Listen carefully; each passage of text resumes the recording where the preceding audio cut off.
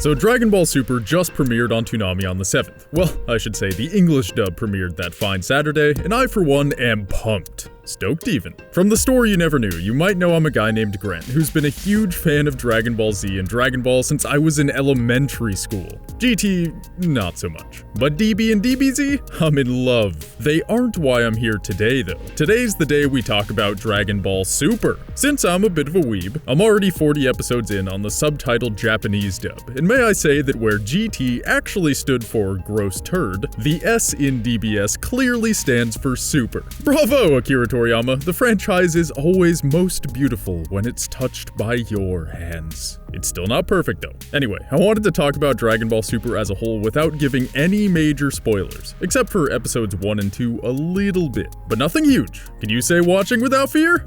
I know I can, because I just did. You want to know what Dragon Ball Super is about? You want to know if it's worth precious hours of your life? Then keep watching. For the good, the bad, and the overarching plot. Super takes place several months after the Majin Buu saga, with Chi-Chi being a bitch and not letting Goku train with King Kai. Apparently, he's supposed to be a grandfather to Gohan's unborn daughter, and you dumb bitch, why you always ruining the fun? She does bring up the valuable point that the family needs money, cause Chi-Chi's dad's fortune burned up in a fire. Bummer, Ox King. And bummer, Chi-Chi! Goku ain't never read a book on making money in his life. Ty Lopez, please help. I mean, Goku could enter tournaments and win prize money, but that's boring, you know? Anywho, the basic idea of the series is that Beerus, the god of destruction, is bored because no one is strong enough to fight him. A god of destruction with no one to fight? Terrible. Fortunately, Goku gets a suitcase full of money, gives it to his wife, and starts training. Just watch the show, it'll all make sense. As fate would have it, during Beerus's recent 39-year nap, he was awakened by a prophetic dream of the Super Saiyan God. Perhaps this Super Saiyan God, Goku, will give Beerus the fight he needs. So yeah, that's the stage set by the first 2 episodes, and I love it. Again, I'm not going to be giving any major spoilers for you English dub people. Rather, I'm going to talk about what I like about Dragon Ball Super, what I don't like, and the overall plot of the show. And hey, we already just covered that last part, so let's get into the rest, shall we? The good. Let me first say that more Dragon Ball, barring extreme circumstances, is always a good thing. The fights in Super are nothing short of dope.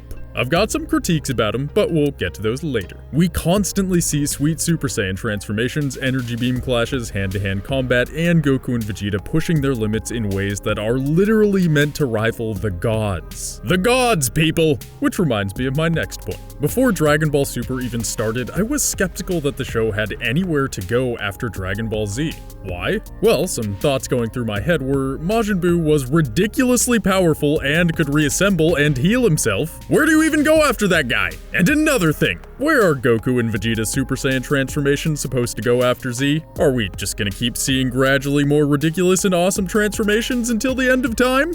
I was terrified and excited to say the least. All of these problems were addressed beautifully. What horizons do Goku and Vegeta have left to conquer? The gods. Beerus, the god of destruction. That's how you take things past an invincible pink blob. Safe to say this idea for an overarching plot is epic and makes so much sense. Now, about that next point. The transformations. The ascension to new paradigms of power. Are they just gonna keep yelling louder and shaking the ground harder? Seems unwieldy in the long run, albeit kind of awesome. How this was dealt with is kind of a spoiler, but it's pretty mild, and I'm sure your brain has already been spoiled by a thumbnail somewhere on YouTube anyway, so fuck it! It's said later in Dragon Ball Super and also in Dragon Ball Z that the key to the Super Saiyan transformation is anger. Anger is the catalyst for pushing a Saiyan's inner strength, be it Super Saiyan 1, 2, or 3. The power of a god is achieved differently, however. Vegeta and Goku push themselves closer to godhood by learning to keep their energy sealed in. Not suppressed, but controlled. So much so that it is undetectable by mortals. The next transformation would be calmer and more focused, where a Super Saiyan becomes as such with a furrowed brow and a jolt of rage. A Super Saiyan Blue transcends as such in a state of zen and tranquility. By Goku's description, this new form is a Saiyan with the power of a Super Saiyan God as a Super Saiyan. This next paradigm of power is achieved with an enlightened mind, and I like that. It looks dope AF too. Thumbs up to that! So that's what they did with the unsustainable amount of yelling and stuff. But don't worry, there's still plenty of yelling. Like a lot of yelling. I'm all out of positivity though. Now it's time for the bad. The bad! And really, I mean, the could be better. Honestly, there's nothing in this show that I hate, but maybe I'm a filthy wannabe weeb pleb, who knows, well, it's your decision to make. One of the biggest criticisms of Dragon Ball Super is the animation. At first glance, you actually might think it looks more polished than its predecessors, especially the older sagas. Honestly, it's hard to argue that some of the imagery in Super isn't prettier compared to Z, but that's imagery.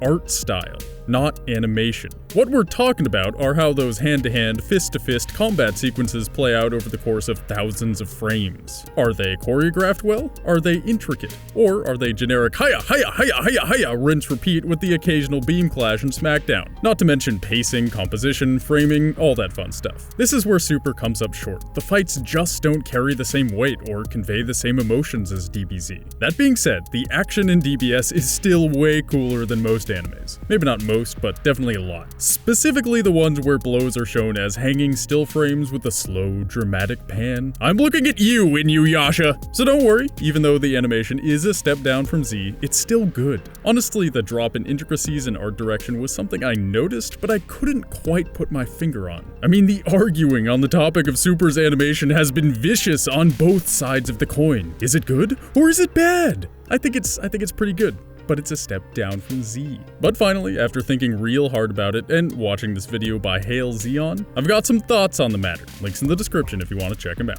Hail Zeon talks about how flat Super's fights feel when they don't change camera angles or cut much at all while relying on lazy tricks to make up for it. Take this scene, for example. There's no shots of what Vegeta's huge power is doing to the area around him. No shots of people freaking out. Just a malely animated shot of Vegeta powering up and charging. So the fighting is something that bothered me and a lot of others. But there's also one other thing I noticed. The Super Saiyan auras also just don't look as cool compared to Z. There's something less lively about them. It's not that they aren't cool, they just aren't blow my mind and bleed out my eyeballs cool. In the Vegeta Sacrifice episode of Z, the very presence of Vegeta's power is shaking the world around it, swirling and undulating and casting dark shadows from the blinding light. You can see Vegeta's energy rising off of him like a flame and dissipating into the atmosphere. It's so awesome. In Super, the auras look pretty sweet. I don't dislike them, but they aren't at that next level that DBZ was so famous for.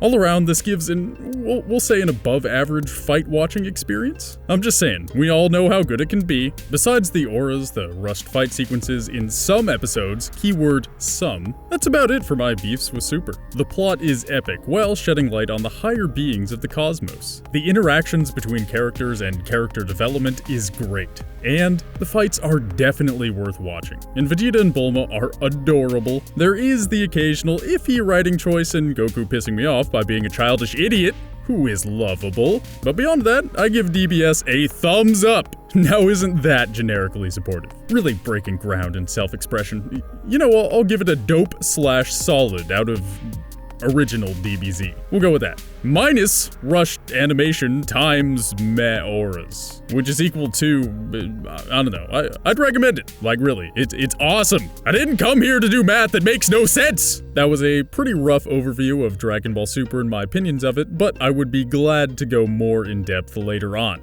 Very in depth. That is, if you tell us you want it! Voice your love in the comments for Treesicle to wrap its leafy tendrils of the future around Dragon Ball Super. It will do just that! Just say leafy tendrils on DBS or something, I'll know what you mean. And yeah, check out our Story You Never Knew on Vegeta, or our Kirito from Sword Art Online Story You Never Knew. Which reminds me, SAO fans will have a little something for you next week. Be ready! Toodaloo everyone! It's been lovely.